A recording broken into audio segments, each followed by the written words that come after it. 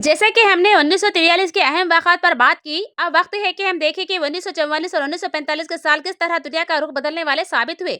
1944 और 1945 की बात करें तो दूसरी आलमी जंग अपने फैसले के मरहले पर पहुंच चुकी थी। 1944 में इत्तेहादी अफवाज जिनमें अमेरिका, बर्तानिया और कनाडा शामिल थे, फ्रांस की नूरमंडी साहिल पर डी का हमला हुआ, जिससे यूरोप में जर्मन कब्जे का खात्मा शुरू हुआ।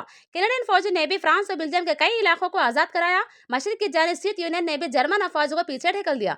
1945 के अवाइल में जब इत्तेहादी अफवाज बिरलन के करीब पहुंचे तो हिटलर ने खुदकशी कर ली और 8 मई 1945 को जर्मनी ने हथियार डाल दिए। उस दिन को वी डे कहा जाता है, ताहम जंग अभी मुकम्मल नहीं हुई थी क्योंकि जापान अभी लड़ रहा था। अमेरिका ने हिरोशिमा और नागासाकी पर एटम बम गिराए, जिसके बाद 2 सितंबर 1945 को जापान ने हथियार डाल दिए और इस तरह दूसरी आलमी जंग खत्म हो गई। इस जंग ने दुनिया का नक्शा बदल कर रख दिया और इससे आलमी सियासत और मैशियत पर गहरे असरात मुरतब हुए।